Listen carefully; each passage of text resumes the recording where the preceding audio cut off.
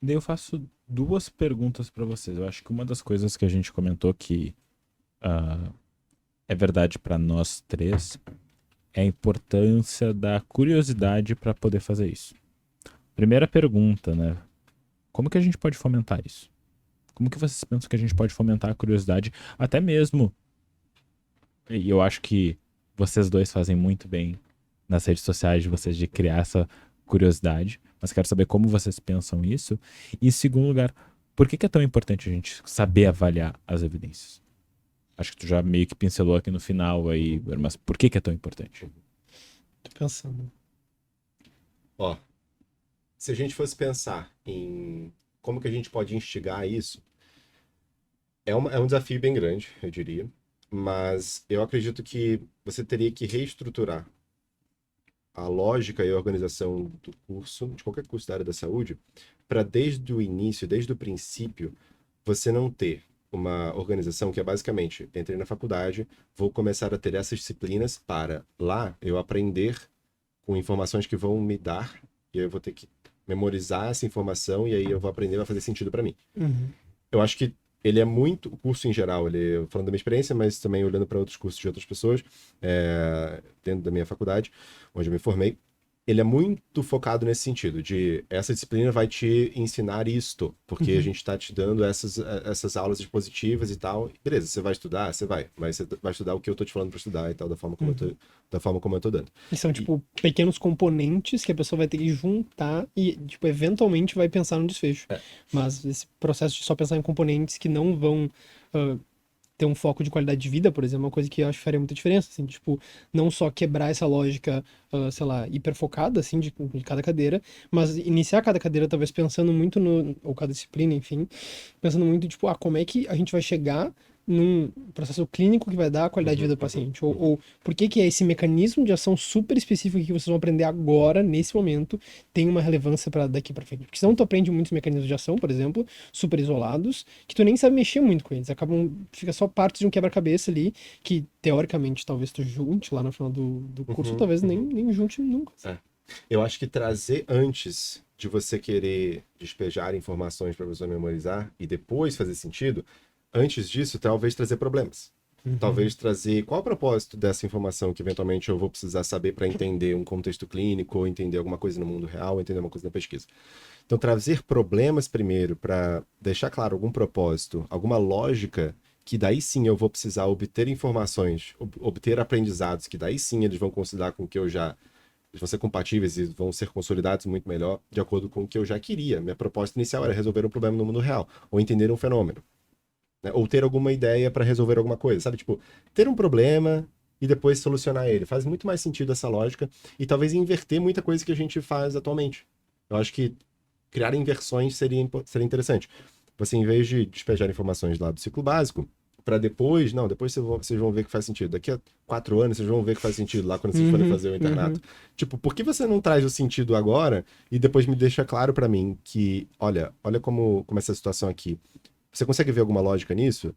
Você consegue ver sentido em algumas coisas, mas você tem dificuldade para entender outras. Por que você tem dificuldade para entender essas situações aqui? Por causa disso, disso, disso, de lacuna no seu conhecimento, obviamente. E a gente vai entender melhor isso. Sabe, eu posso estar fazendo uma comparação muito errada, mas isso me lembra House.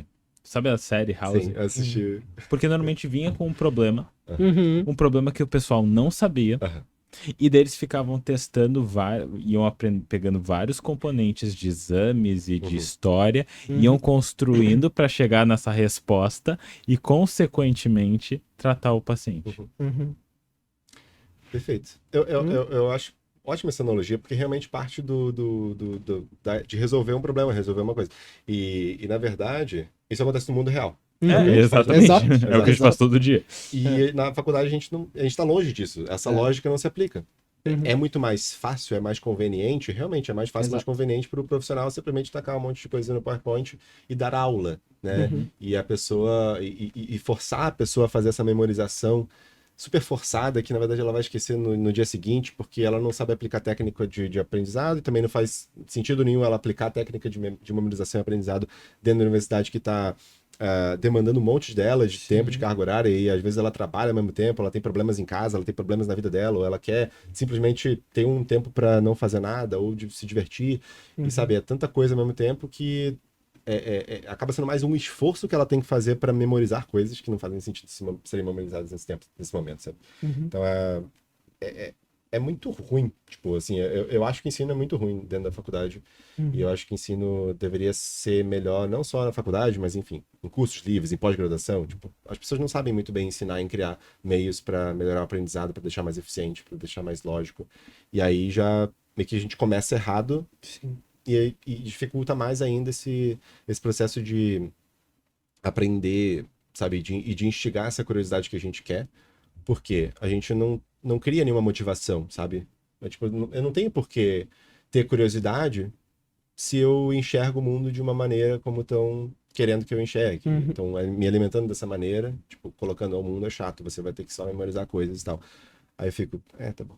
E é muito triste te ouvir dizendo isso, porque, primeiro, eu concordo com toda essa descrição desse fenômeno que tu tá dizendo, e uma coisa adicional que também cabe dizer aqui, que, né, eu como aluno do Igor, tem outros alunos do Igor que conversam bastante no grupo lá, sobre tentarem trazer PBE na faculdade, um ou outro, sei lá, era professor de faculdade, e aí, tô tentando trazer MBE, tô tentando trazer PBE, e sei lá, o pró-reitor veio falar comigo e falou, olha só, não vai rolar, entendeu? Não tá, não é uma boa ideia, não tá funcionando, então quem descreve o fenômeno da mesma forma que tu e super concorda contigo e tenta ser essa abridinha de porta, só quem sabe a gente traz de uma forma diferente, sempre é fechado na cara, assim.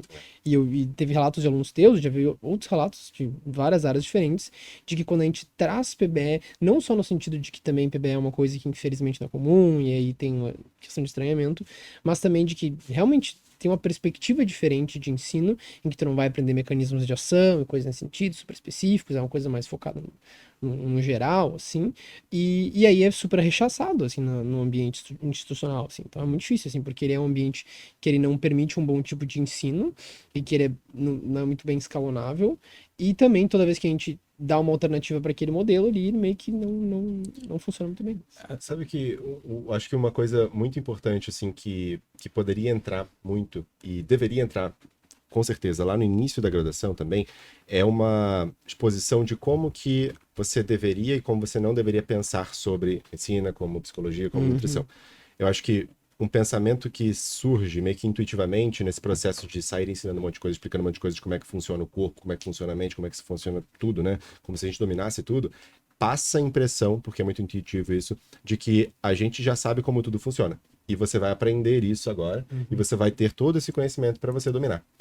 E a gente, em vez disso, o que tem no mundo real? A gente, no mundo real, tem muita incerteza, a gente não sabe de nada. A gente só tenta reduzir essas incertezas com alguma informação científica que a gente tem para tentar reduzir, né, o nosso grau de incerteza e a gente conseguir tomar uma decisão que provavelmente é a decisão mais adequada, seja para a nossa própria vida, seja para indicar alguma coisa para alguém, seja para, no seu paciente, você fazer uma recomendação, X ou Y ou Z, enfim. E pensar dessa maneira, de que, olha só, tudo é uma probabilidade e a gente tem probabilidades de acontecerem diversos desfechos diferentes e, na verdade, o mundo não é essa exatidão e essa previsibilidade que você acha que você tem, dominando esses aspectos básicos todos aqui, e que, na verdade, você vai estar lidando com diversas incertezas e o que você vai fazer para reduzir essas incertezas? Qual é o caminho que você vai adotar? Quais são os métodos que você vai usar para reduzir essas incertezas? Aí entrariam informações científicas. E sabe de uma coisa? Eu acho que nós, da área da saúde, a gente tem muito a aprender com a física. Porque a física, em geral, ela entra muito nessa questão, não só a física teórica, mas a própria física um pouco mais prática mesmo, de poder rever conceitos e de entender que falta muita coisa a ser explicada.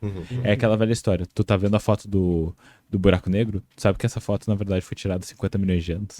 É bizarro, né? Não sei se é exatamente 50 milhões de anos. Mas, por exemplo, a informação do Sol. Tu tá vendo a luz do Sol, prazer, chegou, é a de 8 minutos atrás. Então, tipo, é meio bizarro da gente pensar isso, mas a física, ela nos mostra muito isso, que tem muitas lacunas. E eu acho que daí a gente acaba entrando num outro lugar que eu acho que é legal da gente falar sobre dogmas, né, em ciência, porque a gente acaba ficando, não reféns, mas a gente acaba pegando uma teoria e a gente defende ela como se ela fosse uma teoria, uma técnica, o que for, como se ela fosse certeza sempre. E, por exemplo, eu trabalho com terapia de esquema. Sim, terapia de esquema tem evidência para algumas coisas. Ela nunca se propôs a ser uma panaceia e vai dar conta de tudo. Só que uma das críticas é que ela é uma teoria que explica o desenvolvimento da personalidade. Ela faz isso dentro de um cognitivismo. E daí o pessoal acha que é uma teoria de tudo. Só que eu, como uma pessoa que estuda muito, eu em terapia de esquema, eu sou um dos maiores críticos da terapia de esquema. E eu acho que essa talvez seja uma visão importante da gente ter, principalmente nas nossas práticas. Perfeito. E ser crítico não é dito, não presta. Não, isso não é ser crítico. Ser crítico é que nem um crítico de restaurante, que tu vai lá e tu, isso aqui poderia ser diferente, aqui tá Perfeito. faltando isso aqui. E não é ser o Jacan lá de... não tem canela. Não sei, o que vocês acham disso? Eu acho Até muito sobre bom questão esse de dogma. pensamento. Vai lá, Bela. Eu tô pensando, assim, porque isso é muito útil, isso é muito importante, e vale lembrar que tem muitos momentos em que a ciência se debruça sobre algo e aí existe uma certa convergência pra, tipo, tá, olha só, isso a gente tá percebendo que não é bem assim, isso talvez não. Então, tipo, a gente meio que tem um pouco disso, tem receitas disso, tem partes disso, mas de fato ter um ceticismo maior e poder sempre se debruçar pra aquela evidência de pensar. Eu tô meio que preso em algum viés aqui, eu tô meio que preso em alguma concepção aqui, eu tô meio que levando muita fé no mecanismo de ação. Poder trazer isso ativamente eu acho que é muito importante. A gente já teve vários momentos na sociedade que a gente teve isso, por exemplo, com a questão da ivermectina lá, que aí todo mundo achava, meu Deus, funciona pra Covid ou não. Daí, bom, sim, a gente tem evidência para in vitro, aqui numa situação muito específica. Pra pesquisa clínica é outra história, tem toda uma translação. Então, tem momentos que a gente tem isso, algo no sentido de tem momentos de lucidez, assim, que até coletivamente a gente não é tão dogmático, assim. Mas eu acho que, infelizmente, não é a regra, assim, a gente tem que sempre meio que voltar e tentar se orientar, assim, pra isso. E o que parece é que também a gente precisa estar meio que na beira do precipício para ter que mudar, né? E a gente não precisa estar na beira do precipício para mudar. Exato. É aquela Exatamente. velha história. Tipo, na questão da ivermectina. Cara, a gente tava no meio de uma pandemia que tava todo mundo tentando arranjar formas de tratar. Cara, não funcionava, mas mais fácil quando a gente tá numa situação de crise global que todo mundo tá tentando. Mas se a gente for olhar num nível mais micro, também podem ter mini crises. E é importante a gente olhar para essas mini crises porque elas têm impactos reais. Sim. Eu acho muito, muito legal que dá para fazer paralelos, assim, dá para traçar paralelos em outras áreas. E o exemplo que você usou, né, de terapia de esquema, eu acho que dá para a gente pensar em outras áreas em que as pessoas são apaixonadas pelas próprias teorias e pelos próprios tratamentos e pelas próprias práticas, né? E dentro da nutrição, por exemplo, dentro de treinamento físico, obviamente um dos suplementos mais famosinhos e mais falados e que realmente eles têm uma sustentação de evidência de eficácia para força muscular e para desempenho físico, que seria a creatina. Beleza. Creatina ela é eficaz, ela é a diferencial? Não, tipo, ela tem alguma eficácia ali pequena, modesta, depende ali os estudos eles variam em relação a esse tamanho de efeito. Muitas vezes o tamanho de efeito ele não é 100% muito bem interpretável assim na prática, então a gente não consegue saber exatamente qual é o tamanho de benefício que eu posso esperar aqui. Mas é consistente que algum benefício exista. Então, assim, se você pensa em alguma coisa que é segura, que tem um custo acessível para boa parte da população que gasta dinheiro e tempo com academia, pelo menos, eu acho que é uma coisa que vale a pena usar. O problema é que tem muita gente que é apaixonada pela terapia da creatina, né? E aí transforma basicamente a creatina em uma panaceia. E não é gente que é picareta, necessariamente, sabe? Que quer vender coisa. Não é má fé. Exato, muitas vezes não é. Exato, né? E isso é perfeito, Igor. Continua, mas perfeito. É o pesquisador, que muitas vezes tem os pesquisadores que eles acreditam tanto na creatina, porque, cara, não, é o potencial, é uma coisa que ele estuda, é uma coisa que ele vê que pode ser benéfico, ele pegou um estudo in vitro, em rato, ele viu que tem uma plausibilidade importante, ele viu um estudo preliminar ali em humanos e viu que, olha só, a memória das pessoas parece melhorar. Você acredita tanto no negócio, você tem esse conflito de interesse intelectual, acadêmico, com um negócio que funciona já. Então você criou uma imagem dessa terapia, desse tratamento, de que realmente, olha, isso é positivo. Você associa isso com alguma coisa positiva, uma coisa boa. E aí você, se aquilo ali faz tanto sentido para sua pesquisa, para sua vida, obviamente você vai olhar isso com melhores olhos, com bons olhos, e você vai perder a sua imparcialidade, você vai perder a sua objetividade do julgamento. E um cara que tem um conflito de interesse desse, intelectual, e tem gente que tem intelectual, e o financeiro também, porque, sei lá, alguma indústria ajuda essa pessoa a conduzir os próprios estudos de creatina, ou financia as palestras, ou financia algum curso, etc. Financia eventos, chama para, né, fazer consultoria, enfim. Tem conflito de interesse envolvido, financeiro e intelectual. Essa pessoa não tem essa objetividade da ciência. Então ela já perdeu, sabe, o óculos dela já tá tudo embaçado, porque ela não tá conseguindo enxergar de forma adequada.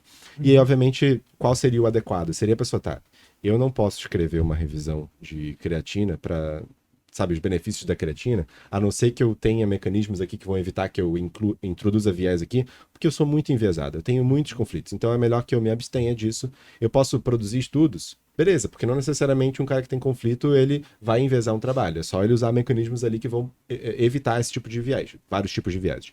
Mas, se é para emitir uma opinião, se é para escrever uma revisão narrativa, uma revisão sistemática que tem uma propensão ali a introduzir algum tipo de viés, seja na interpretação dos próprios achados, que daí é o famoso spin, que eu basicamente pego um achado, determinado dado, e, cara, diferentes pessoas podem interpretar aquilo de diferente maneira. Eu posso pegar um dado específico do meu estudo, dar mais importância para ele e dar menos ênfase em outro estudo. Isso aqui é o spin, basicamente, tem várias estratégias para isso.